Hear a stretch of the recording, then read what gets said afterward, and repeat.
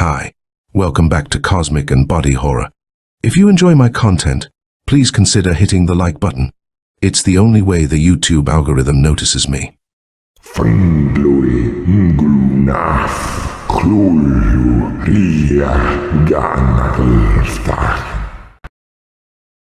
the Alien Angle by Elwin G. Powers. I am sorry, but that is all the books the library has on that subject. I started to protest to the librarian, but knew at once it would do no good. I should have realized the folly of venturing out on a stormy night to try to get some information from this mausoleum of knowledge, and would have done better to go directly to the university. And with the time the girl had spent in vain searching for my material, the university library had certainly closed. My final paper on the prehistory of man, due in class tomorrow, was in a sadly incomplete state. I turned away, wondering whether I dared attempt to find a bookstore that might have remained open this late, but it was unlikely that any ordinary bookstore would have the books I needed. As I stood there, I felt a touch on my arm. I turned and looked at an old man who stood there. He came barely to my shoulder, and his white hair and beard made me think that he was a teacher from some local school. But his eyes were what arrested my attention.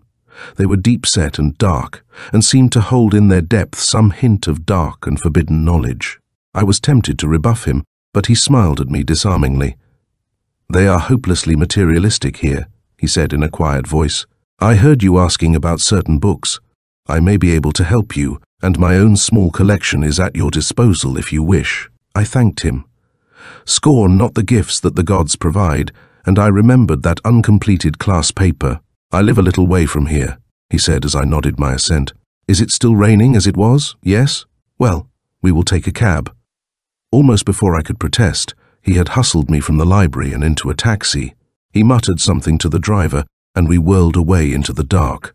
I was almost inclined to withdraw from this singular venture, but I was confident in my ability to take care of myself, and so relaxed and spent the time watching my companion as the cab sped along.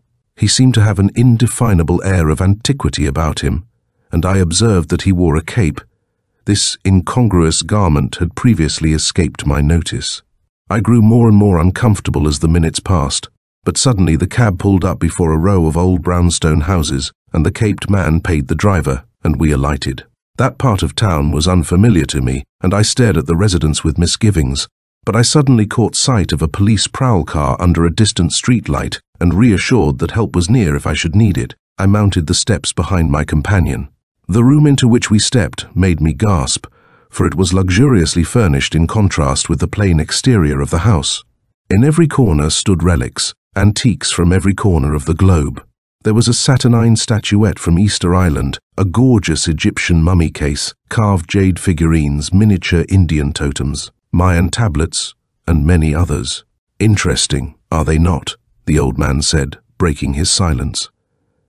I wish I could give his name, but for some reason it never occurred to me to ask it, and I have never been able to find that house again, though I have combed the city several times, looking for it. The antiquarian in me aroused, I examined several pieces more closely. They were undoubtedly genuine, and worth a small fortune. "Collected every one myself," he said. "But come, in the library is what you wish to know." He ushered me into another room, and here my astonishment was redoubled, for the walls were lined with books of every nature and description.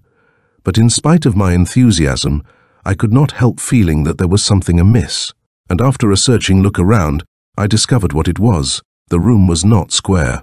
Two walls, the floor, and the ceiling seemed to come together at an angle, a puzzling angle, and it seemed as if a person could walk into that peculiar conjunction and walk right on, into, or through, or beyond our normal plane of things. But my attention was diverted from this odd phenomenon by the books about me. I was standing before a shelf that seemed to hold all the forbidden books about which I had heard strange and disquieting whispers. The De Vermis Mysterious of Ludwig Prien, the Nightbook of Jacques Mosquier, several volumes by von Junst per Ervil and Derkes. Others were labelled simply by name, and I saw the Song of Isti, the Book of Ebon, and many others I had never heard of before. And, set a little aside, were two black-bound tomes. One was the Necronomicon of Abdul al-Hazard, and the other was stamped simply Cthulhu. But that dread connotation sent chills down my spine. "I think this will help you," said my host as he drew out a volume. "The stanzas of Zion are reliable. Sit down, and I will read." For half an hour he read aloud, drawing me a vivid picture of a prehistoric world, of creation itself, of strange races that had inhabited the earth before the Aryan race. But it was information that I could not use for fear of being laughed out of class, and I told him so when he had finished. "Hopeless materialists, all of them," he snorted. "Well, you at least will know about it anyway. Do you want to hear more?" I assented, and he took down a volume, the name of which I could not see. "I would like to light some incense," he said, and suited action to the words. "It may help you to listen." I doubted it, but agreed. He sat down and began to read again, this time in a language unknown to me, though I am somewhat of a linguist. And as he read, and the pungent incense wafted through the room, I became drowsy. But I do remember rising, through no volition of my own, and walking toward the angle of the room that had so intrigued me earlier. And to my horror and amazement, I seemed to pass through the solid walls. There was a moment of blackness, of unbearable chill, and then I opened my eyes on a vista which I am sure no mortal man had ever seen before. It was a city, but what a city! Great domes rose all about me. Graceful minarets sent their spires toward the sky.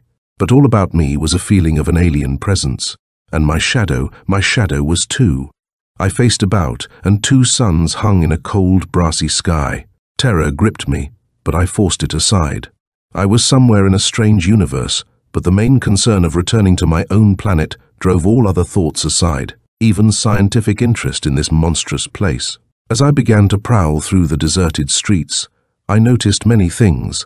The city was undoubtedly of great antiquity, and had been deserted for many years, perhaps centuries, for the great columns and balustrades had crashed down in many places. And then, as I approached one building more stately and imposing than the others, I saw it.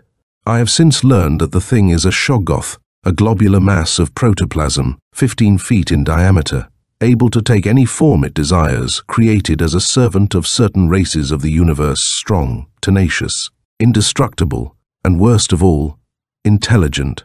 It must have been a guardian of that building, untold eons ago. For as I stood in paralyzed horror, it rolled toward me, throwing out tentacles as it did so. It was almost upon me, pseudopods lashing out, before I could move.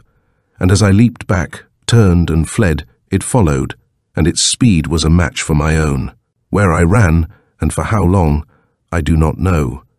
Time lost all meaning as I dodged and hid in that accursed city, with the thing dogging my heels. And it was sheer luck that led me finally onto that street of ruins. A building had collapsed and strewn its skeleton to the winds, but some trick of fate had flung pillars and walls in an arrangement that made my heart leap, an angle, the angle that had thrust me into this bizarre world. The shoggoth was close behind me, and I had to act.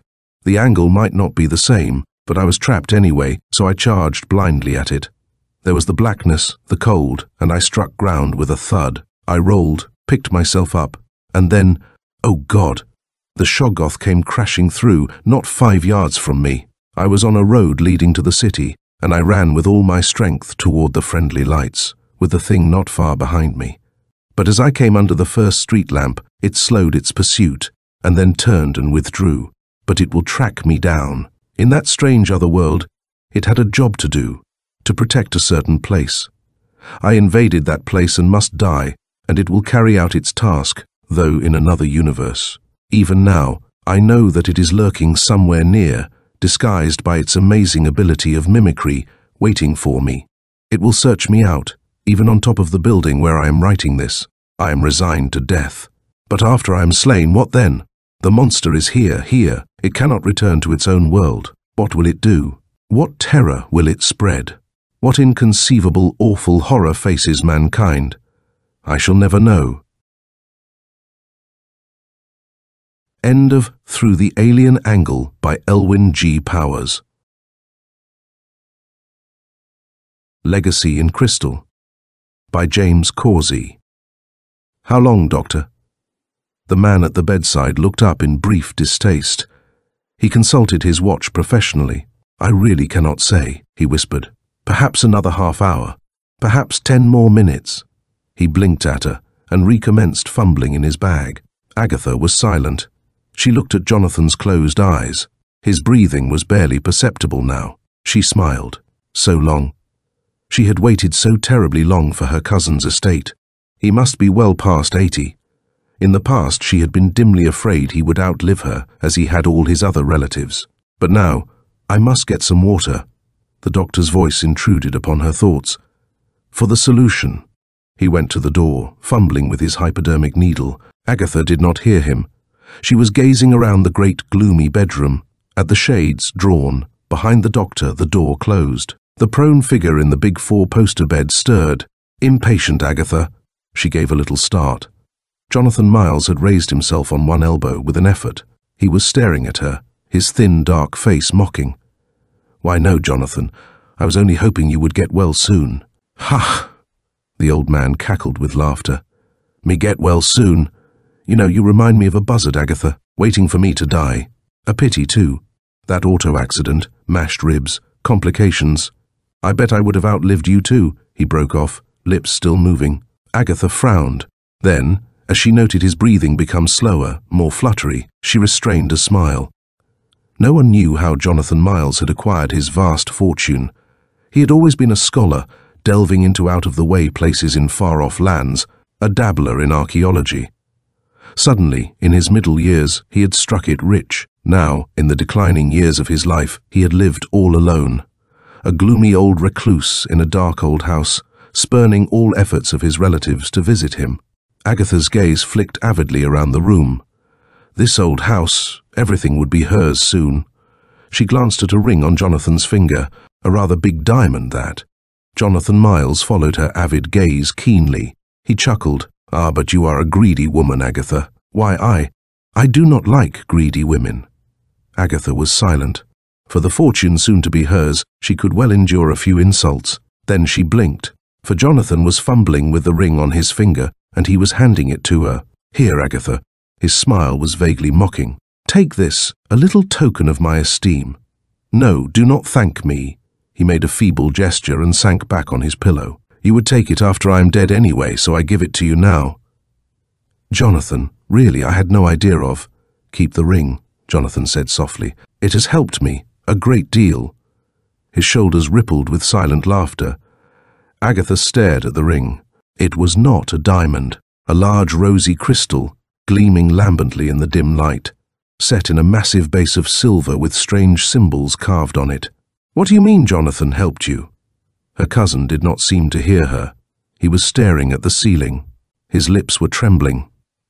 "My soul," he whispered. "I'm afraid the bargain was not quite just—" "What?" No answer. Agatha looked at him. Jonathan's eyes were closed. He was not breathing. Agatha drew a deep breath and went to the door. Walter Simmons, standing in the parlor, saw his wife emerge from the bedroom. He blinked guiltily and quickly hid his cigar. "Walter, he is dead. Dead, you hear? This house, his money, all ours." She was jubilant. Fine," said Walter, though inwardly he flinched at his wife's callousness. The doctor came back from the kitchen, his hypodermic filled. "What is this?" "Did you say he was dead?" said Agatha, and hardly could restrain her morbid pride in possession of the house until the doctor had completed the necessary formalities and departed. Walter Simmons heard the front door slam behind the physician and felt quite sorry for him, having to deal with Agatha in her present mood. "Walter!" His wife's voice was shrill. "Yes, dear." His wife sniffed suspiciously. "Cigar smoke. How often have I told you?" "I am sorry," Walter said nervously. "Well, let us see. There is this living room, ghastly old place. Gloomy. We will have chintz curtains put in instead of those dreadful black drapes. The whole place needs remodeling. Maybe we will sell it later." "Yes, dear. Of course you will quit your bookkeeping job," mused Agatha. "We will live here for the time being." Walter Simmons nodded meekly. Ever since their marriage 10 years ago, he had led a dog's life. Do this, do that. Do not smoke cigars in the house. You know they are bad for my asthma. Now Agatha would have all the money. His life would be worse than ever. He saw her tall, ungainly figure move about from doorway to doorway, criticizing, exclaiming, planning. Walter sighed and went into the study. It was a huge, dark place, with queer paintings on the walls. Near the center of the room was a dusty desk piled high with books. Walter looked at these books. Old they were, crumbling with mildew. He paused, fascinated. He opened one book which was lying on the desk, closed. He frowned. Greek, he murmured disgustedly. He had had 4 years of it in college. Squinting, he tried to decipher some of the words sprawling blackly across the pages. Walter Simmons turned very pale. He shut the book quickly and moved away from the desk where he stood for a moment, rubbing his hands suspiciously as if something had contaminated them. Presently, fascination overcame his horror, and he stepped forward, looking at the book, but he did not touch it. His lips moved as he tried to decipher the faded dark words on the cover. The necro, he blinked. Cautiously he turned the cover and looked at the first page. Small and precise, the scrawl read, Greek translation, Abdul al-Hazred. Walter Simmons did not look into the book again. He remembered what he had read and shivered. He glanced at the other books. One caught his eye. De Vermis Mysterious, Prin. There was a little slip of white paper thrust in the middle as a bookmark. Gingerly he opened it. He frowned. It was in Latin, of which he knew little, and there were penciled translations upon the sides. On the piece of paper was scrawled, Translation E103. Never accept a gift from a necromancer or demon. Steal it, buy it, earn it, but do not accept it, either as a gift or legacy. The word legacy was circled in red pencil. Walter Simmons stared at some of the strangely shaped hieroglyphics just beneath the notation. He licked his lips. He looked around the huge dark study and suddenly got out of there, fast. Walter. Yes, dear, he said, wiping the sweat from his brow as he stepped into the living room. Agatha looked at him sharply. Here I tell you about how I am going to redecorate this place, and I turn around and you are off browsing somewhere. Fine thing, I must say. She paused in mid-sentence. Did you hear something? Walter swallowed uneasily. No, the sound was repeated. The faint tinkle of the doorbell. Walter and Agatha stared at each other. Probably the doctor, sniffed Agatha, brushing back a lock of straggly brown hair. Phoned the undertaker probably to take the body away. Walter answered the door. He blinked nearsightedly and stepped back. The stranger standing in the doorway bowed. He was tall and impeccably clad in striped trousers and tails. Walter stared entranced at his flourishing auburn beard. Good afternoon. Their visitor straightened and stepped into the room, smiling disarmingly at Agatha. Agatha stifled a faint feeling of apprehension. What do you want? The man smiled. Oddly, it seemed to Walter. I was wondering about Jonathan. Is he? He is dead, said Agatha. Passed away 10 minutes ago. What a pity. 10 minutes, eh? I hardly expected him to last so long. Exceeded his time by a good 3 hours. Ah, well, hardy fellow Jonathan. I decided I would stop by and see what the delay was. One hand stroked his long beard absently. Walter Simmons took a step backward. There was a strange shine to this fellow's eyes he did not like, nor the way he kept looking about the big house, almost reflectively. What is your name, anyway? My name? The man's eyes glowed. Never mind. I managed Jonathan's legal affairs for him. Legal affairs? Certainly. It was largely through me, madame, that Jonathan acquired all his money. This house. His eyes flicked around the room briefly, then fixed themselves upon the crystal ring on Agatha's left index finger. Ah, what is wrong? Inquired Agatha uncomfortably. That ring. Believe it or not, I gave that to Jonathan. It helped him a great deal. Oh, snapped Agatha, you gave it to him. Well, it is mine now, see? He gave it to me. Gave it to you? The stranger's shoulders shook silently, and he made a laughing face, though no sound came forth. My, but that is good. Lively fellow, Jonathan. Always did have a sense of humour. Well, I always give warning. Warning? Yes, that ring. It is Jonathan's. It really should remain with him, you know. If you are trying to threaten me, no indeed, I assure you. Again came that strange smile, and one hand stroked the brown flowing beard. And this house was in the contract we made. It was to be taken too. Walter Simmons was not listening. He was staring, aghast at the man's head, at the 2 little curls of hair jutting up just off his brow, like 2 horns, and that shadow on the wall behind him. It had a very disconcerting shape indeed. Agatha had, however, regained her self-composure. "What do you want here?" "Nothing now." Their visitor smiled urbanely at them both and bowed. "I have it. Good day." They both stood mute as he crossed to the front door. He opened it. He went out. "Well," said Agatha, "I never. Trying to scare me into getting rid of this ring. Walter, go see which way he went." Uncomfortably, Walter went to the window and looked out. The stranger was nowhere in sight. "The lawn will have to be changed," said Agatha. Walter nodded silently. He was wondering why the lawn outside the house was so parched and sere. Jonathan's funeral had been yesterday. "As soon as possible," Agatha had told the undertaker. Well, thought Walter, the undertaker had certainly been obliging. He wished disconsolately for a cigar. Agatha stared at the house possessively. "We will go ahead to the bank tomorrow and see what he had in his vaults," she mused. "But," Walter found himself saying desperately, I do not think it would look good, Agatha, so soon after the funeral. Do not be so childish. Of course it will look all right, and I am having the remodelers start in tomorrow." Walter sighed and looked up at the old house, looming huge and gaunt in the gathering dusk. Like an old, empty skull, he thought. The windows like two dark eye sockets, the door like... He stopped thinking. He seized Agatha by the arm. "Look!" Agatha stared. Her mouth dropped open, and then she started screaming shrilly for firemen, police, anyone to come and save her house. Her beautiful house. The house was on fire. It was no use.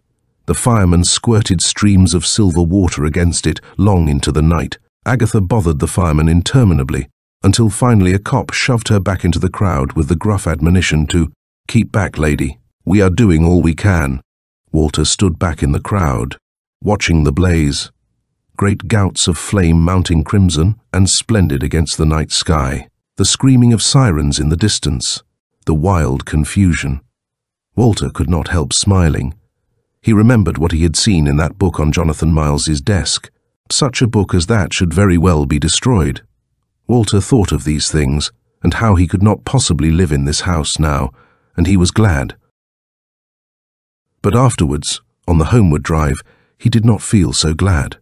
Agatha kept wailing and alternately blaming him, the fireman, and their strange visitor of 3 days ago. "It is all your fault. You know it is. You dropped a cigarette or something on the rug and it caught fire." She paused again for breath. "But Agatha, I did not." "Shut up." Walter cowered back behind the wheel and was silent. "Or maybe," said Agatha ominously, "it was that fellow who said he was a lawyer, the one with the beard and the funny smile. I bet he did it, just because I would not give him this ring." Walter was silent. Their visitor had said something about Jonathan, having his little joke, giving the ring to Agatha, and that odd crystal set in it. "Well, anyway," Agatha said with an air of apparent unconcern, "the bonds in his safe deposit box at the bank are safe. $750,000 worth, so the executors said. And besides, I got this." She rubbed her ring reflectively. "Wonder how much it is worth. Sure shines pretty, does it not, Walter?" "Yes, dear," he said mechanically. He glanced sideways at the ring. He shivered as he saw the symbols carved in the sides, strange twisting runes, like the ones he had seen on that little piece of paper back in Jonathan's study. "Agatha," he ventured timidly, "Agatha, maybe you had better sell that ring. I think." No answer. He turned. Agatha was staring into the crystal with a strained, rapt expression. Walter Simmons swallowed uncomfortably as he looked at the crystal. In the darkness, it had a dim reddish tint that seemed to be pulsing with a strange, unsteady glow. It looked eerie. Walter bit his lip. Yes, the crystal looked remarkably like some gleaming, baleful eye. The next morning, they went to the bank. Agatha bustled ahead, buoyed up with a sense of her own importance, while Walter trailed behind, small and timid. Agatha informed the bank clerk that they were the heirs of Jonathan Miles, and explained why they had come. "Ah, yes," the clerk said. "Right this way, please." They went down to the vault. "Mr. Miles, you understand, always did business with us by mail," said the clerk, pausing uncertainly in front of them. "Yes," Agatha said impatiently. "Of course. Let's see in the boxes." The man drew out the 2 safe deposit boxes slowly and opened them. "At last report, Mr. Miles told us he had $200,000 worth of negotiable securities in this one," he began abstractly. And almost $500,000 in bonds in this." His voice choked off. He blinked. Agatha stared, and Walter stared, and then Agatha's voice rose in a shrill, angry scream, demanding to know where the money was. Who was the thief? Why didn't the bank take care of what belonged to her? Was this even the right deposit box? Where was her money? The bank clerk could not explain it. The boxes were empty, that was plain. And for a very brief moment, as Agatha stared around the vault, trembling, clenching and unclenching her fists on empty air, she seemed to hear the faint tinkle of distant laughter. Jonathan's laughter. The president of the bank could not explain it either. He looked quite grave and informed them that an investigation would be made, but Agatha refused to be consoled. "We'll sue them, that's what we'll do," she announced grimly to Walter afterward. "First the house, now the money. You realize what this means?" "Yes," said Walter, a little wearily. "I suppose I'll have to get my job back." "You certainly will. And furthermore," and she was off on another tirade. Walter did not say anything. He was thinking about what the stranger had said. This house will have to be taken with the rest, the bank securities, the house, everything. Remembering the way the stranger's shadow had looked, Walter Simmons was not surprised that the bank president had been unable to explain the disappearance of the bonds. The remainder of the week dragged slowly. They managed to sell the lot the house had been on for a rather pitiful sum, but Agatha was at least half satisfied. "I can buy that fur wrap from Modent's I've always wanted," she told him Friday night over the supper table. "And maybe some new silver." Walter's forehead wrinkled. "But how about that pipe you promised me for Christmas, dear? The red briar." "Oh, shut up. Always thinking of yourself. Why can't I have a husband who thinks of his wife once in a while? Let's see. I'll wear it to church Sunday, and it will make them all jealous. Walter, did you get your job back today?" "Yes," he said slowly. "I got it back." He neglected to tell her he was getting $10 a week less than before. If he had, she would only wither him with scorn and ask him, as she always did, why he didn't stand up for his rights. Why didn't he assert himself instead of being a timid little mouse all his life? Why indeed? "Pass the sugar." Her voice broke shrill and strident across his thoughts. Walter reached for the sugar bowl casually and then paused, his arm in mid-air. It was over by Agatha. He could have sworn it had been next to his plate not 10 seconds ago. He could also have sworn that he had seen, out of the corner of his eye, a dim red flash across the table. It was after supper. Walter was sitting in the front room, reading his paper and wishing he dared smoke a cigar. "Walter!" He looked up. Agatha was standing in the kitchen doorway. Her face was white. He got up slowly and went into the kitchen. "Look, Walter." He looked. The dishes were all washed, shining, and stacked neatly in place. "Very good, dear," said Walter vaguely, searching for some new compliment. "Very fast, too."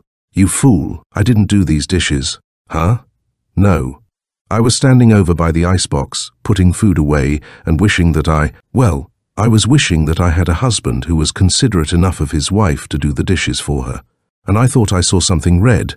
"Red?" "Yes, behind me. A flash, sort of. I turned around and there they were. Done." "Oh," said Walter weakly. Then he caught sight of the ring on Agatha's finger. It was glowing like ruby fire. About 4 o'clock the next morning, Walter Simmons was quite rudely awakened. Beside him, Agatha was screaming over and over in a shrill falsetto, screaming and still asleep. Abruptly, she woke and clung, trembling to him for a good 5 minutes before he managed to soothe her. "Walt," she sobbed hysterically. "Oh, Walt, I had a bad dream." She had not called him Walt for almost 10 years now. "I dreamt," she whispered, "that this ring had a funny little red man inside, and he was laughing at me and hiding. I wanted him to break the crystal and let me see him, but he wouldn't. Then, all of a sudden, he did show me his face. Oh, it was awful." She sobbed shudderingly. Then she was silent. She gazed dreamily into the ring. Walter Simmons moistened his lips. He said, "Agatha, Agatha!" She gave a little jump and turned on him. "What?" "Look, Agatha, why don't you sell the ring?" "Sell it?" He gulped, taking a firm hold of his courage. "Yes, after all, you said you were afraid." Agatha looked at the ring. She was smiling strangely. "I know, but I've changed my mind." Walter Simmons left for the office the next morning with a sickening apprehension gnawing at his insides. His fears were not relieved by the sight of Agatha, after breakfast, sitting on the sofa, staring at the winking bit of rosy crystal on her finger. She did not even bid him goodbye. That evening, Walter did not go home. He went instead to the library and spent a good hour and a half browsing through the section marked Demonology before he found what he wanted. Familiar, he read, a demon given to a sorcerer or witch as part of his compact with Satan. In olden times, they usually inhabited the body of a toad or a black cat. Of late, however, it has been found more convenient to use a more personal object as the dwelling place of the familiar, such as a bracelet, a necklace, or a ring. Ah, Walter said very softly. He read on, and if the owner of the familiar dies, or his compact with Satan expires, then the imp should be buried with him. In the event another human comes into possession of the familiar, it owes him temporary allegiance, though it may, perforce, commit whatever mischievous pranks it wishes. Should the name of God be mentioned in the familiar's presence, Walter Simmons gulped as he read the next few lines. He jumped up and hurried out of the library, his short, fat legs pumping, eyes wide. He now knew who the impeccably dressed stranger had been. He knew about the ring. And he had a very good idea what would happen if Agatha wore that ring to church tomorrow. When he arrived home, Agatha was huddled on the sofa, staring into the ring. She looked up as he entered and gave him a dreamy smile. "Oh, are you home already?" Walter blinked. "Look, Walt, look at my coat." He glanced briefly at the new fur wrap and nodded. "Yes, dear, very nice. Just wait until they see me tomorrow at church. And with this ring." She smiled in anticipation. Walter blinked again. There was something odd about his wife's behavior. "Agatha," he whispered numbly, "you mustn't wear that ring to church tomorrow." Agatha looked at him. "Why not?" "Because it's evil. Look, dear, do me a favor, will you?" She nodded absently. "Make a wish. Wish that, that supper would be ready. Right now." Agatha's lips moved. For an instant the crystal on her finger sparkled with unearthly brilliance, and Walter thought he saw something red streak toward the kitchen, and then back again. "Now," he managed. "Come into the kitchen." Walter had half expected what he saw, but the sight was still unnerving. The roast was done, the table was set, the potatoes were mashed, and the salad was prepared. Everything was ready to serve. "There," he said weakly. "See that?" Agatha was smiling. "Of course, it's the ring." Walter fought down the black wave of panic that rose within him. "Then you'll get rid of it. Sell it, or—" "Of course not. I rather like this ring now. It's sort of fascinating." She kept staring at it. Walter argued and pleaded all through supper, but to no avail. Agatha liked the ring. She would wear it to church tomorrow morning, and nothing Walter could say or do would change her mind. That was that. At church the next morning, their neighbors marveled at Agatha's new coat. They gasped and admired it, while Agatha smirked and displayed it to her heart's content.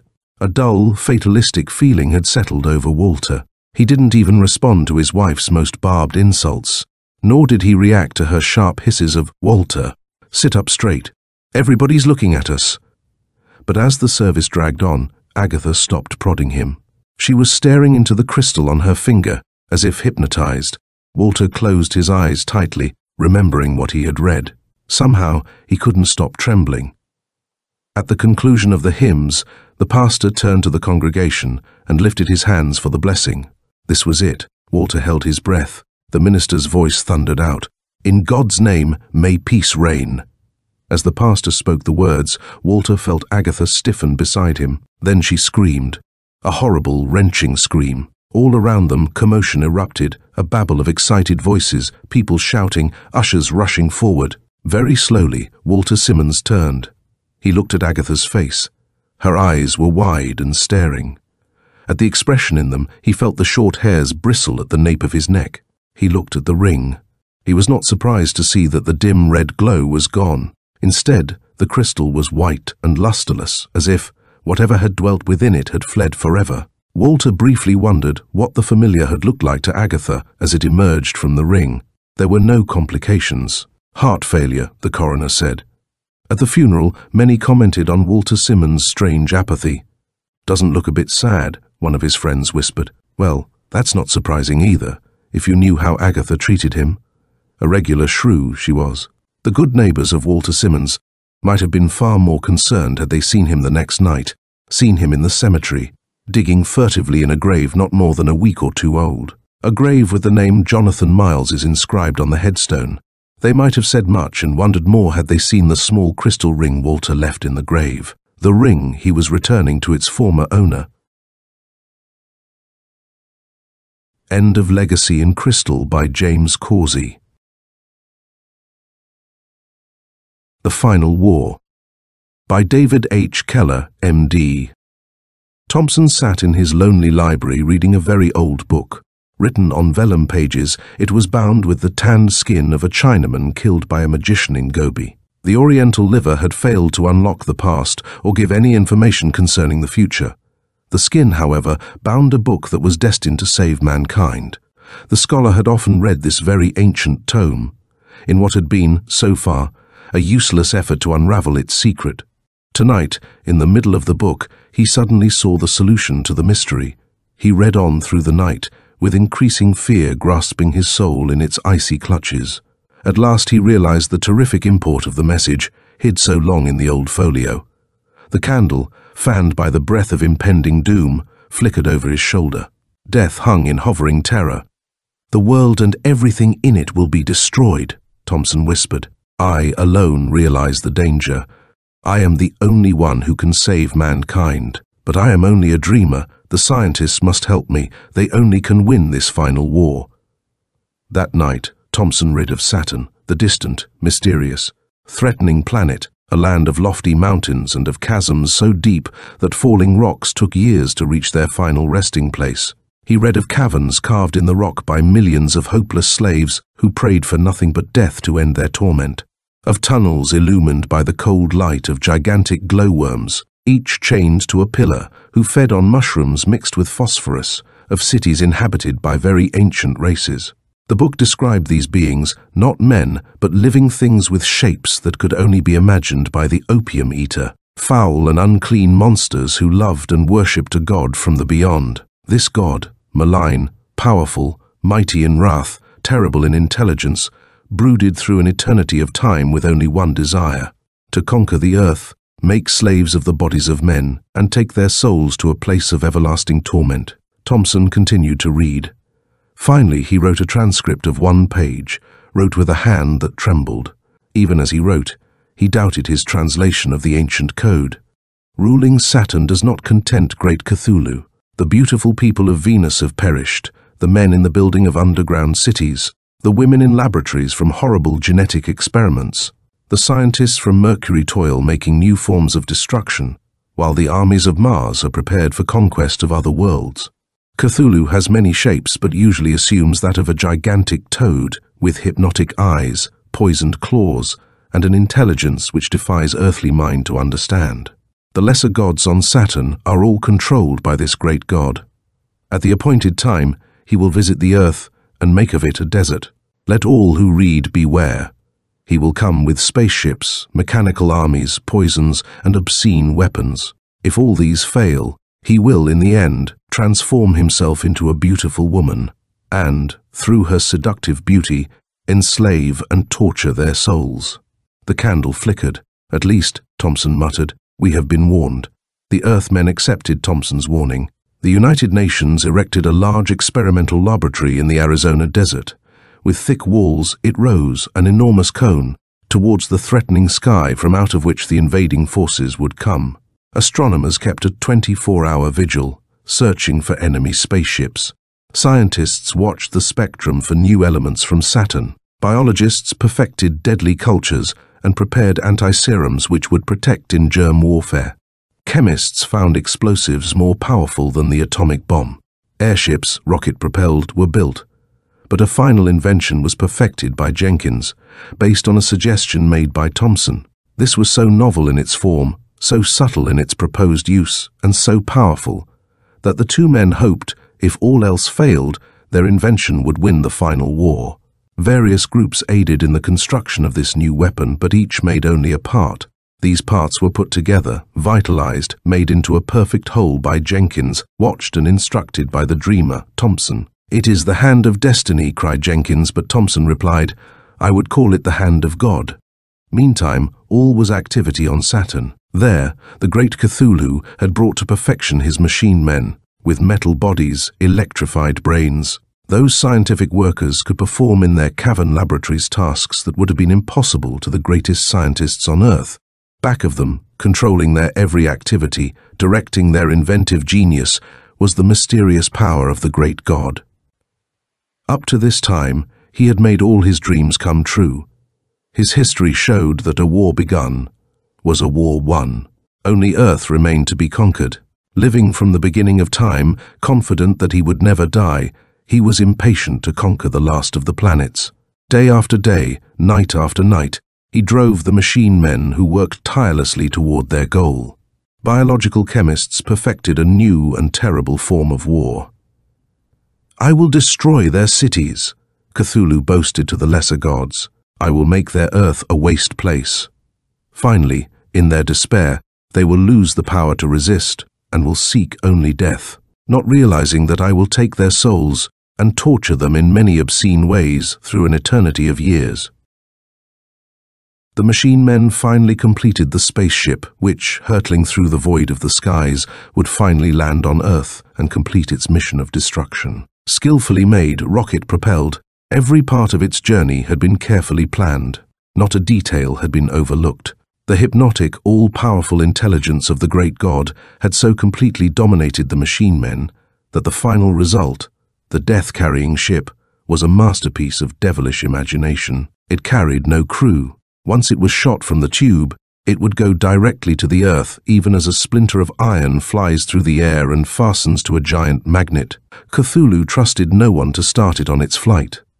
At the appointed time, he went to the tube which housed the ship and, for the last time, went over every detail of its construction. Once again, he correctly charted its course so that it would land in the rich corn belt of the United States. Finally, he pushed the starting button and the beautiful cylinder started off. "Those pitiful Earthmen will now have something to worry about," he cried to the lesser gods. "Great is Cthulhu," they shouted. The long cylindrical rocket ship approached the Earth, encircled it, and then, pausing over the upper Mississippi Valley, disintegrated, showering its cargo upon the black earth. Borne by the wind, the small seeds scattered over a large area fell on the ground and germinated at once. In a day, they were fully grown. The male plants, rootless, crawled into the female plants and impregnated them. In another day, the ripened ovaries exploded, scattering seed for another generation. Those plants were not only flesh-eaters, but exuded a vapor which killed all who breathed it, and a juice that burned and rotted the flesh of all that contacted them. By the millions, they spread from the country to the cities, bringing death so rapidly that it could not be avoided. Only the dry, lifeless desert was immune. There, the airships, prepared for any eventuality, had been placed. Now they went into action with their flame jets. Patiently, methodically, the deadly plants were cremated. Finally, all were destroyed. The god Cthulhu had failed in his first assault. The cities were destroyed, but the best of humanity lived on to fight. Cthulhu prepared for an assault which he felt would be the final step to victory. He was sure that he knew the souls of men, their secret desires, their fatal weaknesses. This time, he would use not a modern instrument of war, but the oldest known to all life on every planet. He was so confident of success that he decided to go by himself, unattended by even his most favored lesser god, go to Earth and single-handed use his magical power in such a way that no mere Earthman could resist him. He had his machine men make a globular ship with a single opening. When the circular door was open, a much smaller globe could descend to Earth on a guiding beam of light. In this globe, the great god sped earthward on what he was certain would be a journey ending in victory. The giant toad hopped out of the small globe near the ruins of a Utah city. With giant leaps, he rushed to Arizona. There, in a desert of volcanic. End of the Final War by David H. Keller, M.D.